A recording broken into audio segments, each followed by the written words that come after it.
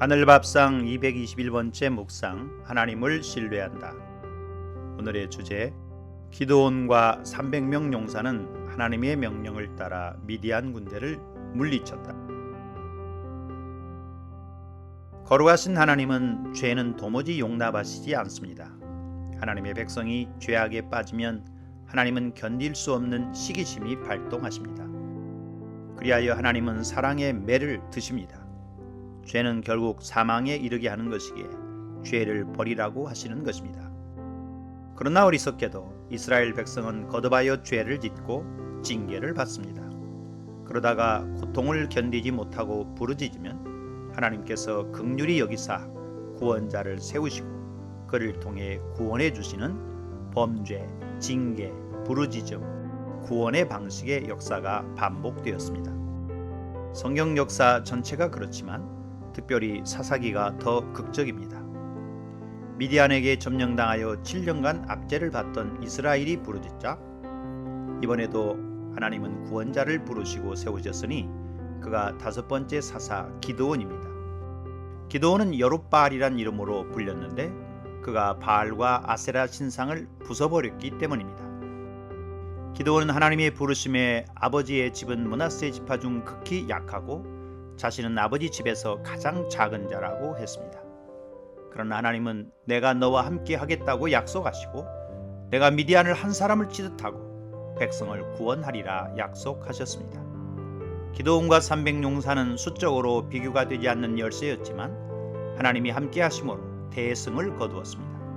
하나님께서 미디안과 아말렉의 동맹군들이 서로를 칼로 죽이게 하시니 칼든 자만 12만 명이 죽었습니다. 그들의 왕 세바와 살분나는 기드온의 손에 죽게 됐습니다. 하나님께서 이스라엘의 용사 300명으로 승리하게 하신 것은 이스라엘이 스스로 자랑하기를 내 손이 나를 구원하였다 할까 함이니라고 하셨습니다. 기드온의 승리는 절대적으로 하나님의 도우심으로 이루어진 것입니다. 하나님이 함께 하시면 수요의 많고 적음이 문제되지 않습니다. 300명이 13만 5천 명을 이겼습니다. 세상은 덩치가 크면 작고 연약한 자를 짓밟고 수탈합니다. 그러나 하나님은 작고 연약하지만 하나님을 신뢰하는 자를 들어 큰 자들을 부끄럽게 하십니다. 우리의 부르심을 보면 육체를 따라 지혜로운 자가 많지 아니하며 능한 자가 많지 아니하며 문벌 좋은 자가 많지 아니합니다.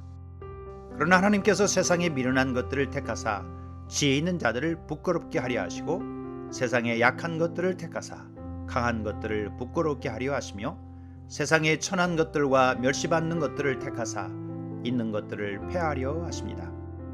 관건은 하나님이 함께하는 사람이 되는 것입니다. 중과 부족, 과부 적중은 세상의 논리입니다. 그리스도인은 작다고 적다고 낙심하지 않습니다. 우린 지혜와 의로움과 거룩함과 구원함이 되시는 예수 그리스도에게 속한 사람입니다.